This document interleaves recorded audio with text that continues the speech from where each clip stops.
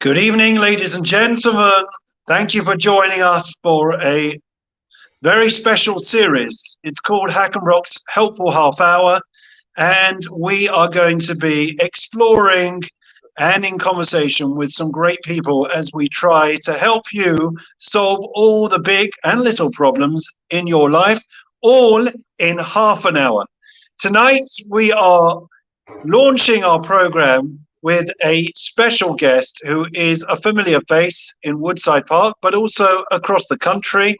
We're honored to have Dr. Laurence Buckman, who is been the past head of the British Medical Association and has been working in retirement as working for the task force for COVID for the country, as well as vaccinating day and night. Good evening, Laurence. Welcome. Good evening. Good evening. Maybe not day and night. Okay. A lot of the day, anyway. A lot of the day, long hours. And that was Yes. when you thought you'd be taking it much easier. I'm going to launch because we have so many questions, because you are such a popular figure. And the topic, of course, medical issues, is a very Jewish issue. Everyone wants to discuss medical questions. So the first question is very, very general, and that is, you are in a unique position as with your past experience as the former head of the British Medical Association. Can you give us very briefly a synopsis as we head towards the end, please God, of the pandemic? Where are we in terms of the NHS? Obviously, a lot of things have been on the back burner.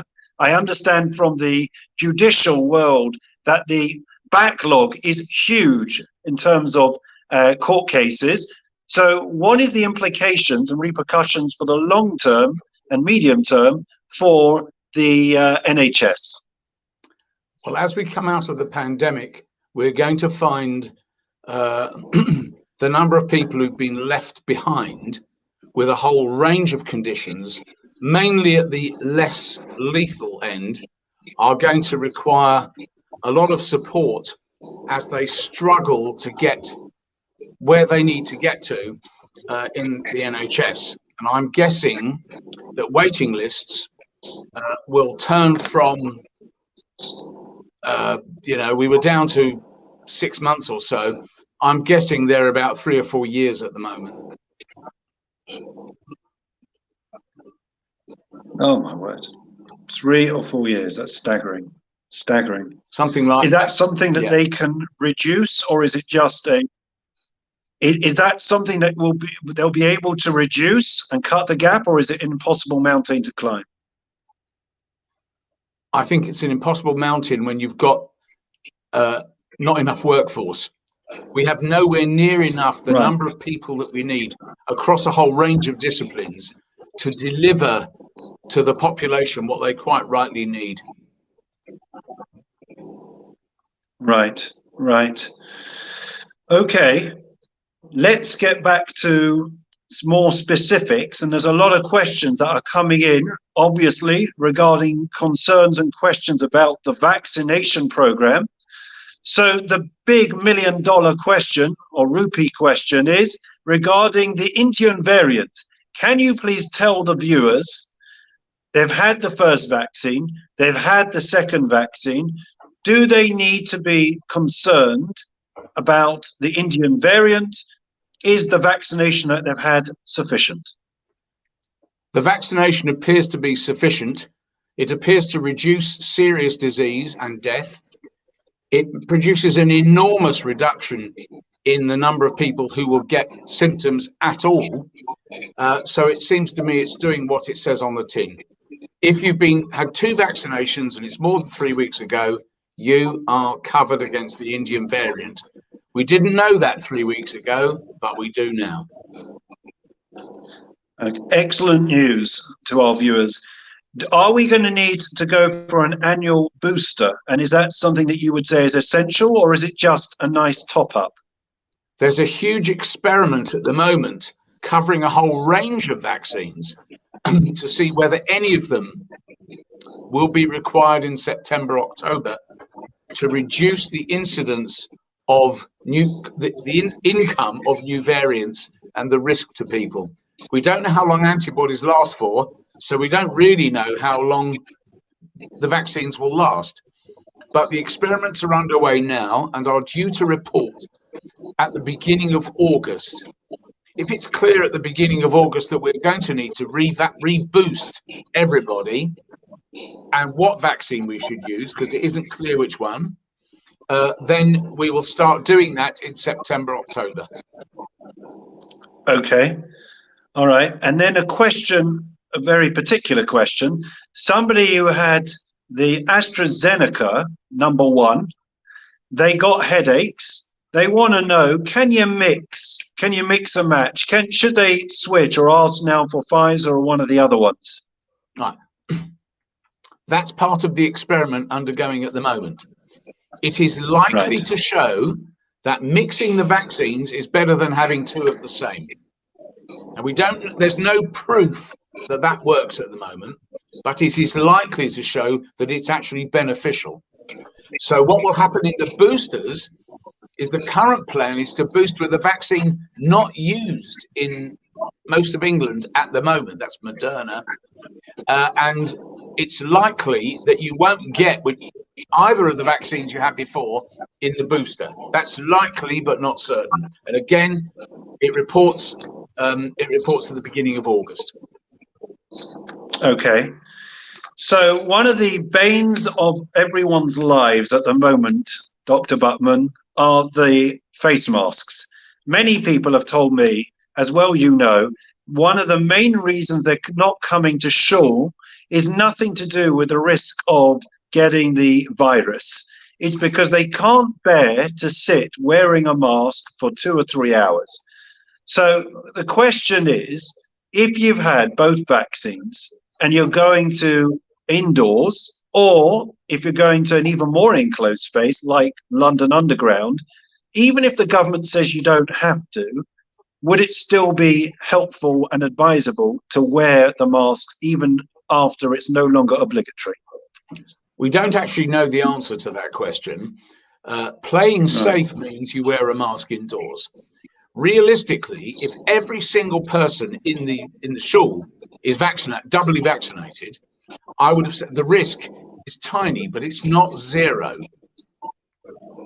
If you've been vaccinated, but you happen to have COVID, bearing in mind that's a tiny risk, 3%, and then you expose to somebody else in the shul, and their risk is only 3%. That's 3% of 3%, which is tiny, but it isn't zero.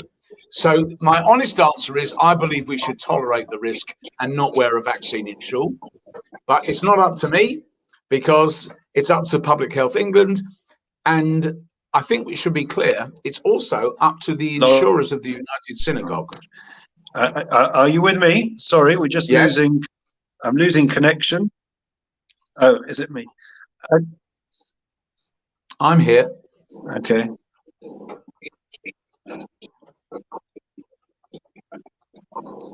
Right, but I'm talking about for private people. Let's say you're going on the London Underground. From September, would you say people should wear masks?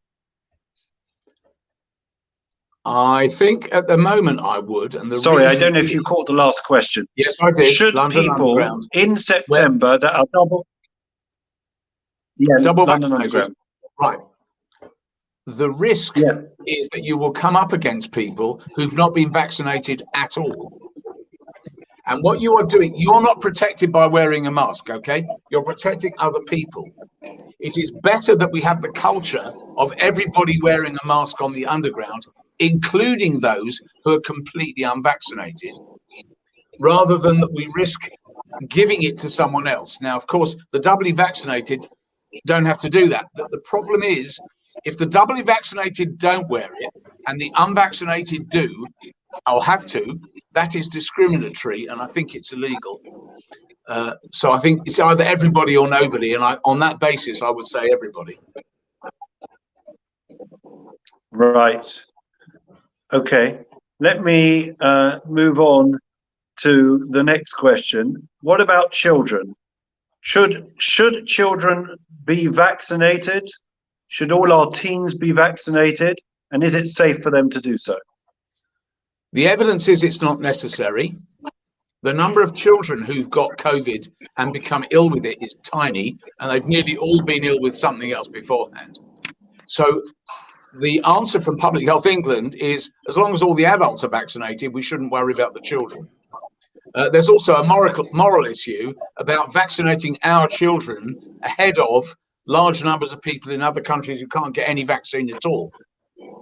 That's not my problem, but I have to say it's a significant moral argument. So at the moment, there is no prospect of vaccinating the under 18s. I can't see that in the near future at all. We haven't got enough vaccine and vaccinators to do it, but of course we will do in time. So I don't think it's coming anytime soon.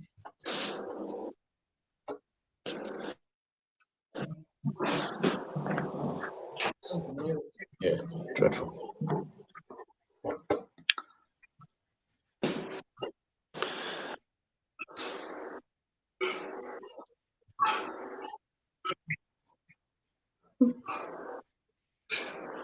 Okay.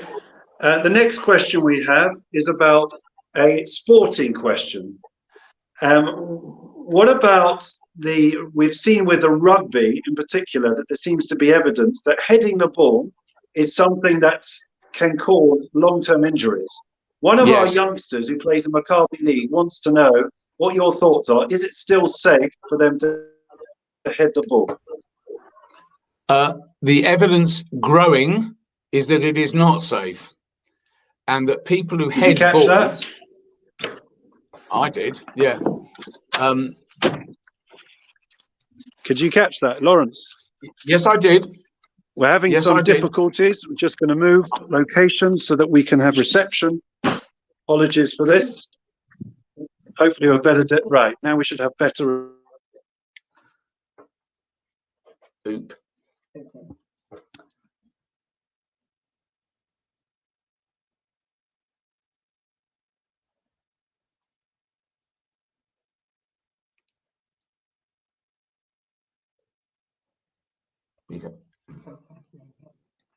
No, it isn't. It starts at 8:15.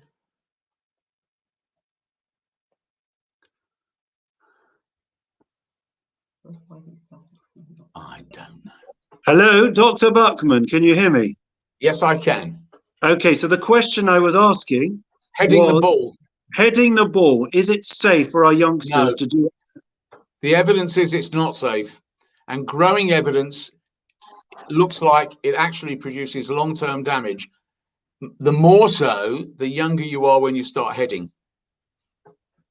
Right.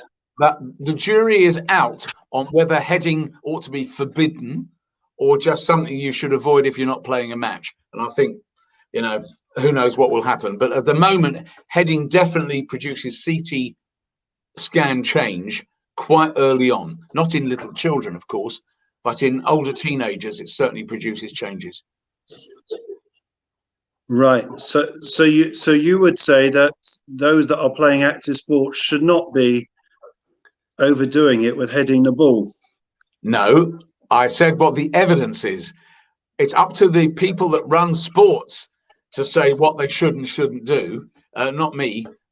So the answer is, I think I would prefer kids who play football to kick the ball rather than head it. But I wouldn't make any other major changes at the moment. We'll wait until the Football League decide what can and can't be done. Right. In terms of our kids and having asthma and having more type of skin conditions, is there anything to suggest that that this is something to do with any changes in their upbringing or in the environment, or is there anything they can do to stop the increase in kids having allergies and skin conditions, etc., asthma? Right, the biggest step up in asthma incidence of recent years was when the European Union started to encourage farmers to grow rapeseed. Right. And the rapeseed pollen is notoriously causing of asthma. Obviously, that doesn't affect us greatly in Woodside Park, but it certainly does in other parts of the country. Dust and a whole range of industrial pollutants, particularly diesel particulates, which is part of what comes out of a diesel engine. Those things also increase the risk of asthma. And we know if you look at postcodes of where children live and go to school, the nearer you are to a main road where there's large numbers of diesel trucks, the more likely you are to have exacerbations of asthma more frequently. We know all that. Right. So that's why various parts of the country are now trying to get zero emissions. That's why the government is trying to stop diesel vehicles from going to certain parts of the country, and I'm sure that's the right way to go. In terms of allergies in general, I don't think we are becoming more allergic to things. I think some of us are becoming more allergic to environmental factors, which I've just mentioned. Right. Firstly, if I can just say to all the viewers, the numbers are going up and up and up. Anyone that would like to ask a question to our doctor for our helpful half hour, which is, we've still got a few minutes more. If you'd like to put them in the chat, then we can show it to Dr. Buckman and we can present the questions. So the next question is regarding when we can expect to see face-to-face a GP. At the moment, we have virtual appointments, which are pros and cons. But when we'll be allowed to actually see in the flesh a GP? Right, GPs have been seeing people in the flesh right through the pandemic. I know it may not feel like that, but they have been. They haven't been seeing many people face to face because of the risks to them and to other patients in the waiting room. Now, that's obviously going to change as more and more people are vaccinated. Many GPs are starting to run a split surgery. So there's special facilities for those people who are unvaccinated and ordinary facilities for those people who are vaccinated. Part of the problem is that Public Health England still insist on a thorough clean between patients, and that reduces accessibility by about 50%. It doesn't take a rocket scientist to work out that very quickly you build up a waiting list of people because you cannot possibly wash the building down every time somebody walks in the building. It really is exceedingly difficult. So GPs try very hard. No GP is proud of making people wait. A waiting list for general practice is not on, and nobody should do it. But it does happen, and the reason it happens is if you've got to clean every chair, everything they touch, it is enormously time consuming. So when can you see face-to-face GPs? Now. At the moment, what happens is you have to talk to a GP first, and if the GP thinks you should come, then you should come.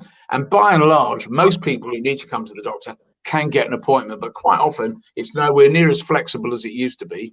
And part of that is because of the unbelievable increase in workload. GPs 2 months ago, during the pandemic, GPs were seeing more patients than they did in the 2 months before the pandemic was declared, face to face. I know you may not believe it, but those are the statistics published by the government. They're not my figures. They are NHS figures. I didn't make them up. So the answer is it has been extremely difficult to get an appointment, but it will get easier now. The moment Public Health England say we don't have to clean down the building, that's open doors. That will make a big difference. That increases availability by about 40 to 50%, which is a huge amount. I have to tell you, if you just came on and told us that fact about the number of patients that GPs have seen, which is at record unprecedented levels, Dayenu, it would be sufficient. It would be of communal interest, because I think most of us look at things very differently. And I think from the outside, we think that they're sitting in their offices, making nothing. I know. Staring out the window. Yeah. Okay, that's right. We've got to keep going because we've got more and more questions coming in. Absolutely. Yeah. This is the way a retired doctor is living. You see, we're working around the clock. What about people who haven't developed any antibodies for COVID? For COVID, yeah. Yeah, that's the reason why we're looking now in experimenting to find out whether people will need revaccination. It's not just antibodies, of course. It's also one of the defender cells of the body called T cells. And we know that vaccines, the two main vaccines we use at the moment, are big on making you generate T cells, which will remember forever about COVID. They never forget. So although antibodies may decay, T cells won't decay. Now, the question is, are T cells enough to protect you from further invasion by COVID? And the answer is, we don't know. And that's part of the reason for the experiments, which are not only looking at antibodies, but also at T cells in this quest to see whether we should change vaccines. In other words, deliberately give you a different one, and also how much, and also whether it's necessary in September, October. Right. Anyone, this is the last call. Any questions, please put them in the chat. One more question which I have down on my sheet, and that is about the private and public debate. In other words, if a person has private health insurance, right, is it better, should they opt straight away to go on the private route, or in view of the fact that they may well end up seeing an NHS specialist of the same caliber or even the same person, should they, can they go down the NHS route? Right. Well, the main reason for seeing people privately is convenience. You won't see a different person. You won't see a better person. Money doesn't buy you friends. It buys you a nicer class of enemy.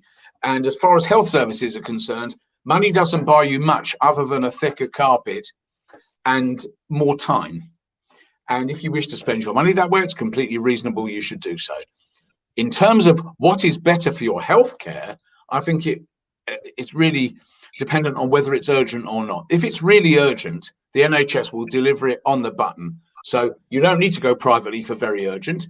If it's something chronic, painful, that you're going to wait ages for in the NHS now, then if you're insured or you wish to pay, that's up to you. It's your money, your insurance. You can decide whether to do it or not. But you won't get anything better by going privately, although the food is better, I'm told. Okay. Question from Andrea Pass. Do you think we will have another winter COVID crisis like the beginning of this year? Yes and no. Yes, we will, but it won't be like this year. What do you mean? It'll be many less there'll be a lot of cases of the people who've not been vaccinated, and a tiny number of people who have been vaccinated fully, and a tiny number of people who get really ill, and a tiny number who end up dead, and a tiny number of children. So there will be a very few, very obviously public, tragic cases of people who were fully vaccinated yet got COVID and died. But as a number, as a percentage, it's minuscule. So what you're going to see is a case rise, but not a death rate rise and not a hospitalization rise other than minimally. And I think that's what you're going to see in the winter. So will there be a winter rise? Yes. Will it be big? Probably not very. Will it be steep and awful? No. Okay. That's very, very helpful. One final question, and that is regarding summer holidays. Despite the incredible summer that we are having with this amazing heat wave in Woodside Park, many are planning on getting away or trying to get away. Now, obviously, those that are green countries, I think if you've had double vaccine, I think even I could puskin that it's okay for you to go. But what about ambers? Many people are now thinking of amber countries because they've had double vaccine. Is that something responsible or not? I think you're taking a risk. I think you don't know how many people have it in an amber country, but there's quite a lot. And the risk is not the health risk particularly. It's the sudden, it might turn red. The government might say, you can't come back. You'll have to pay £1,700 to stay in a hotel. I mean, who wants that? And they might decide it the day before you come back. So I would have said the risk of going to any country other than green is not worth the yug. It's not the health risk. I would have thought the health risk is probably quite small, but the actual risk of suddenly discovering you can't get back, I think, is enormous. So I wouldn't take it. Okay, final question from Farah Josephs. What do you think of the sanitized nasal spray, and when will it be ready for general use?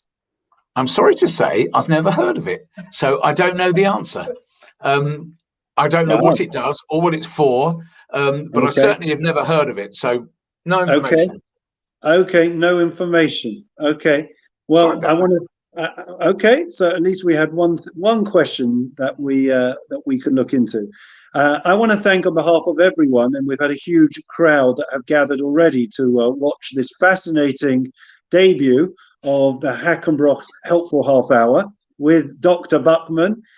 We are very privileged to have you in the community and for giving so generously time and again to our community of your time, despite retirement, and of course to the wider community. I know how much they appreciated it. Dr. Buckman, you may not be aware, recently led a lecture and a question and answer with 100 rabbis. Now that's something which is exceptionally challenging, and yet he came out with flying colors. So Dr. Buckman, Laurence, thank you so much once again, and please God, we look forward to speaking you in the not too distant future about when COVID is completely behind us and speaking about completely different topics and simchas and happy occasions. Absolutely. I've had enough of COVID to last me a lifetime. I would agree. And we look forward, please God, to seeing everyone on the next of our edition, which is well advertised, the next Helpful Half an Hour, which is about a completely different topic. Looking forward to seeing you all soon. Keep safe, keep well. Thank you for joining us. Take care.